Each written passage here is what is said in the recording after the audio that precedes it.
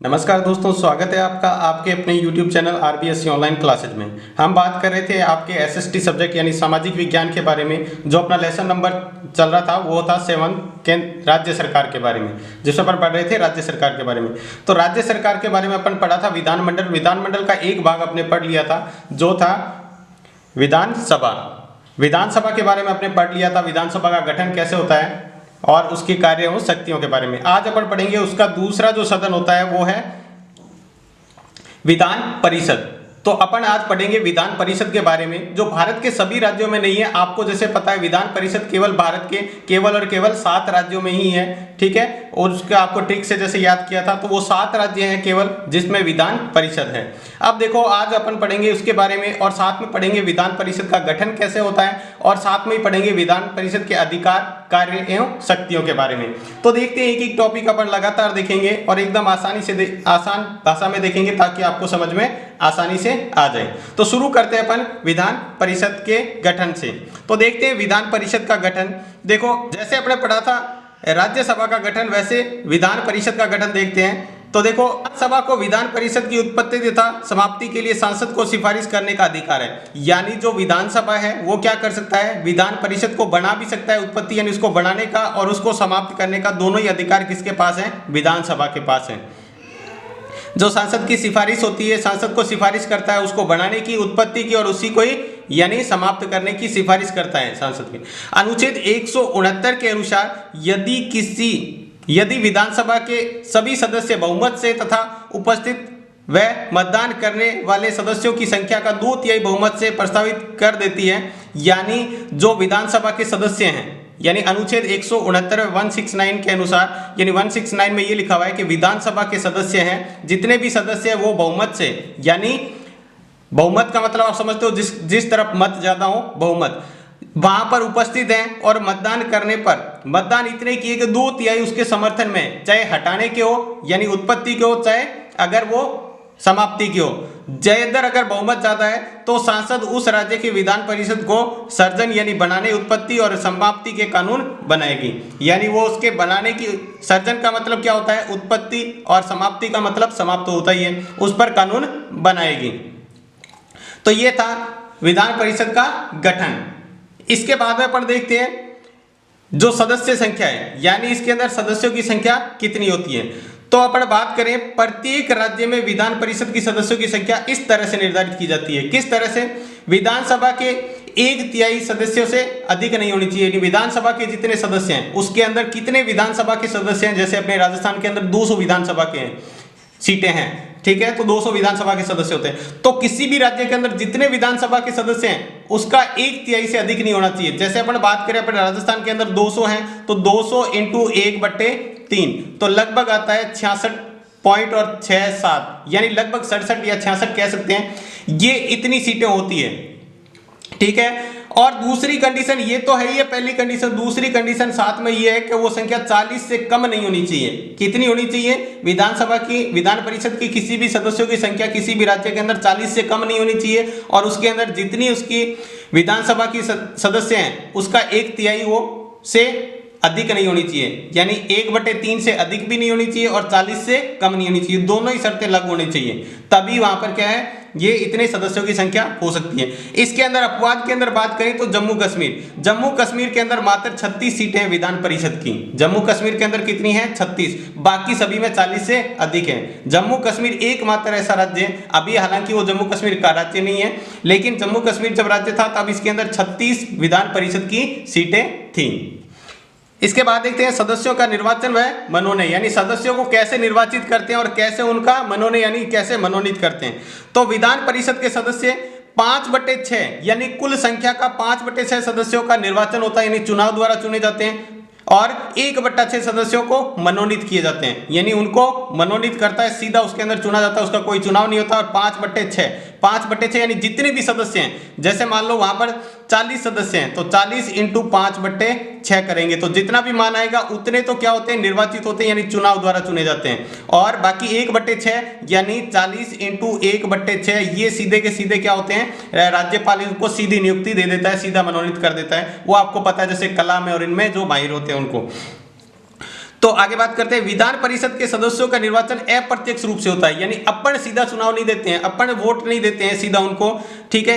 इनका चुनाव अनुपातिक प्रतिनिधित्व पद्धति के अनुसार एकल संक्रमणीय मत पद्धति से होता है, यानी अपने जैसे राष्ट्रपति का होता है उसी तरह इनका चुनाव होता है, यानी हर व्यक्ति जितने भी सदस्य उन सबको वोट करता है, लेकिन उनका क्रम निर्धारित होता है, पहले नंबर किसको, दूसरे किसको, तीसरे किसको नंबर, तो सभी को वोट देना होता है। लेकिन जितने क्या है, जितने सदस्य होते हैं उनको सभी को वोट दिया जाता है, उसमें क्रम निर्धारित होता है, यानी अनुपातिकता का मतलब होता है क्रम, यानी आपने पहले नंबर किसको तवज्जो दिया, दूसरे नंबर किसको, तीसरे किसको, तो वो बात यहाँ पर लागू होती है। उसके बाद है निम्न निर्वाचन मंडल इनका चुनाव करते हैं। अब इनके अंदर वोट देता कौन है, ये जो अनुपातिक प्रतिनिधि है इसके अंदर कौन वोट दे सकता है, तो वो देखते हैं। तो सबसे पहला है स्थानीय संस्था का निर्वाचन मंडल। स्थानीय का मतलब उसी राज्य का होना चाहिए। 1/3 भाग, यानी जितने भी सदस्य हैं, जैसे मान लो अपन बात करें तो 40, तो 40 में से 1/3, यानी 40 का कितना, 1/3 जितना भी आएगा उसका क्या है, वो भाग कैसे, राज्यों की नगर पालिकाओं द्वारा, यानी नगर पालिका, जिला परिषदों और अन्य स्थानीय संस्थाओं द्वारा उसका मतलब निर्वाचन किया जाता है, वो वोट देकर उनको चुन सकते हैं। कौन कौन, पहला स्थानीय संस्थाओं का निर्वाचन मंडल, स्थानीय संस्थाओं यानी उसी राज्य की स्थानीय संस्थाएं, कौन कौन सी, नगर पालिका है, जिला परिषद और अन्य कोई संस्था है, तो उसके द्वारा वहां पर वोट दिया जाता है। इसके बाद देखते हैं विधानसभा का निर्वाचन और कौन से कर सकते हैं, तो 1/3 फिर से, यानी 40 का 1/3 और भाग, ठीक है, वो कौन कर सकते हैं, विधानसभा के सदस्य, जो विधानसभा के सदस्य होते हैं। लेकिन ध्यान रखना है वो विधानसभा के सदस्यों में से ही नहीं चुनते, दूसरे व्यक्तियों को चुनते हैं। वो खुद जो विधानसभा के सदस्य हैं उनमें से नहीं चुन सकते हैं, जो पहले से विधानसभा के सदस्य अपने में से ही नहीं चुनते, दूसरे व्यक्तियों को चुनते हैं। उसके बाद आगे है, यानी जितने भी है उसका 1/12 भाग, यानी पहले तो 1/3 1/3 था, अब 1/12 भाग, यानी अपन बात करें तो 40 का 1/12 भाग अपन निकाल सकते हैं, 1/12 जितना भी आएगा उत्तर, ठीक है। वो क्या है, स्नातकों का निर्वाचन मंडल, यानी स्नातक का मतलब जिन्होंने ग्रेजुएशन कर रखी है, जो BA BSc या जो B.Ed स्नातक स्तर के जो होते हैं, ठीक है, जिसको अपन कहते हैं ग्रेजुएशन जिसने कर रखी है, वो परीक्षा पास कर रखी है, वो दे सकते हैं। लेकिन शर्त ये कि उनको परीक्षा पास किए हुए कम से कम 3 साल का मतलब ज्यादा वक्त हो गया हो, 3 साल या 3 साल से अधिक वक्त हो गया है, यानी समय हो गया, वो उसके अंदर चुनाव भाग ले सकते हैं। उसके बाद है अध्यापकों का निर्वाचन मंडल, यानी अध्यापक भी इसके अंदर चुनाव में भाग ले सकते हैं, लेकिन क्या है, कितने भाग, 1/12 भाग अध्यापक भाग ले सकते हैं। राज्य के माध्यमिक और उच्च शिक्षण संस्थानों से, माध्यमिक यानी 10वीं तक की क्लासें या उससे अधिक बड़ी क्लासों के जो टीचर हैं वो इसके अंदर भाग ले सकते हैं। वो भी क्या है, अध्यापक को कम से कम 3 साल पढ़ाते हुए हो जाने चाहिए, उससे ज्यादा 3 या 3 साल से अधिक हो गए वो ही चुनाव में भाग ले सकता है। अगर जिसको अध्यापक तो है इन स्कूलों में, लेकिन वो क्या है 3 साल से ज्यादा नहीं हुआ है, तो वो भाग नहीं ले सकता इसके अंदर। तो अभी जो अभी तक ऊपर अपने पढ़े थे ये सारे के सारे थे जिनको निर्वाचन चुनाव द्वारा चुने जाते हैं। अब बाकी बचे, ये तो हो गए 5/6, अब बाकी बचे इसमें से 1/6, यानी 5/6 का तो निर्वाचन होता है, यानी चुनाव द्वारा चुने जाते हैं। बाकी बचे 1/6, वो किसमें, साहित्य में, कला में, विज्ञान में या सहकारिता या समाज सेवा के अंदर किसी क्षेत्र से जुड़े हुए हों, तो उनमें से उनको चुना जाता है, वो 1/6 भाग होते हैं, ठीक है। यानी अपन बात करें तो 1/3 और 1/12 प्लस 1/12, ठीक है, ये मिला के हो गए 5/6, यानी ये था 1/3 फिर 1/3 1/12 और 1/12, ये तो हो गया 5/6। और बाकी जो बचता था 1/6 वो क्या होता है, सीधा मनोनीत करता है कौन, राज्यपाल। इसके बाद अगला है जो वो है सदस्यों की योग्यता। सदस्यों की योग्यता क्या होनी चाहिए, अगर कोई विधान परिषद का सदस्य बनना है जिसको, तो उसके अंदर ये योग्यता होनी चाहिए, यानी जो विधानसभा के अंदर बात करें तो जो विधानसभा के अंदर जो योग्यताएं थी वो सारी की सारी होनी चाहिए इसके अंदर। विधानसभा के अंदर जो योग्यताएं हैं तो वो सारी की सारी इसके अंदर होनी चाहिए। बस उसमें क्या होता है, एज 25 होती है और इसमें एज 30 वर्ष है। बाकी सारे के सारे क्या है, वही है, भारत का नागरिक, सरकारी लाभ, पद पर दिवालिया, यानी ये सारे के सारे वही हैं। तो ये सारे के सारे अपन वही बात करेंगे। इसके बाद बात करते हैं इनके कार्यकाल की। तो विधान परिषद स्थायी सदन है, स्थायी का मतलब इसको भंग नहीं किया जा सकता, ठीक है। वो कौन सा था, अस्थायी सदन, जिसको अपन भंग, मतलब विधान सभा क्या होता है, अस्थायी सदन होता है, उसको भंग किया जा सकता है, इसको भंग नहीं किया जा सकता। देखो इसका कार्यकाल कितना होता है, तो इनका, इसे देखो कभी भंग नहीं किया जा सकता, इसे राज्यपाल भी भंग नहीं कर सकता। उसको राज्यपाल भंग कर सकता है विधानसभा के सदस्यों को, लेकिन इसको राज्यपाल भी भंग नहीं कर सकता। इनका कार्यकाल 6 वर्ष का होता है, 6 साल का कार्यकाल होता है। प्रति वर्ष 1/3 सदस्य अपना पद छोड़ देते हैं और नए चुने जाते हैं, यानी हर 2 साल में क्या, प्रति 2 वर्ष में, हर 2 साल में क्या होते हैं, जितने भी सदस्य हैं उनके 1/3 क्या होते हैं, वो पद छोड़ देते हैं, उनके 6 साल पूरे हो जाते हैं, फिर दूसरे चुने जाते हैं, फिर 6 साल पूरे, फिर दूसरे। तो ये कभी भी भंग नहीं होती है, ये लगातार चलती रहती है। उसके बाद देखो पदाधिकारी, इसके अंदर कौन कौन से पदाधिकारी होते हैं। विधान परिषद अपने सदस्यों में से ही सभापति और उपसभापति का चुनाव करता है, यानी विधानसभा के जो सदस्य हैं वो खुद के ही वोट करके, यानी खुद के अंदर ही चुनाव करके, और एक सभापति को चुनते हैं और एक उपसभापति को चुनाव करके और उनको चुनते हैं। विधान परिषद को इन्हें पद से हटाने का भी अधिकार है, यानी वो पद पे चुन भी सकते हैं और उसको हटा भी सकते हैं। कौन, विधानसभा के जो सदस्य, विधान परिषद के जो सदस्य हैं उनका सभापति और उपसभापति को चुन भी सकते हैं और उसको हटा भी सकते हैं। इसके बाद देखते हैं विधान परिषद के अधिकार और अथवा शक्तियां या कार्य, यानी इसके कार्य और शक्तियां क्या क्या है उसके बारे में। तो सबसे पहले कानून निर्माण संबंधी कार्य या विधायी शक्ति जिसको कह सकते हैं, उसके बारे में बात करते हैं। तो धन विधेयक को छोड़कर अन्य विधेयक राज्य विधानमंडल में से किसी भी दोनों सदनों में प्रस्तावित किया जा सकता है, यानी विधानमंडल के दोनों में से सिर्फ धन विधेयक को, यानी जो आय व्यय का बजट होता है, जो हर साल जारी होता है बजट, उसको छोड़कर कोई भी विधेयक हो, कोई भी बिल हो, वो क्या है, विधानमंडल के दोनों में से किसी भी सदन में प्रस्तावित किया जा सकता है। ठीक है, ये विधेयक दोनों सदनों को स्वीकार होना चाहिए और वो दोनों सदनों में ही स्वीकार होना चाहिए। लेकिन यदि विधान परिषद किसी विधेयक को स्वीकार नहीं करती है तो उस विधेयक को अधिकतम 4 माह तक रोक सकती है। अगर मान लो विधान परिषद को कोई विधेयक मतलब स्वीकार नहीं है तो वो उसको अंदर क्या करती है, 3 माह तक उसको वापस विधान सभा को देती है, वापस क्या करने के लिए, संशोधन करने के लिए। ठीक है, अगर मान लो उसने 3 महीने रोक लिया, फिर 1 महीने और रोक सकती है, इससे ज्यादा वो नहीं रोक सकती। अगर इससे ज्यादा उसने रोक लिया तो वो फिर अपने आप ही प्रस्तावित माना जाएगा, दोनों सदनों में अपने आप स्वीकार मान लिया जाएगा। अगर मान लो विधान परिषद ने उसको किसी भी विधेयक को, किसी भी बिल को 4 माह से अधिक रोक लेती है तो फिर दोनों में ही वो अपने आप ही पारित माना जाएगा, अपने आप ही स्वीकार हो जाएगा वो। ठीक है, किसी विधेयक को समाप्त नहीं कर सकती है, और वो किसी भी विधेयक को समाप्त नहीं कर सकती है, किसी भी मतलब अस्वीकार कर सकती है लेकिन समाप्त नहीं कर सकती कि ये हो ही नहीं सकता, इसको लागू ही नहीं करें, ऐसा नहीं हो सकता। उसके बाद देखो आगे कार्यपालिका संबंधी शक्तियां, प्रशासनिक या कार्यपालिका।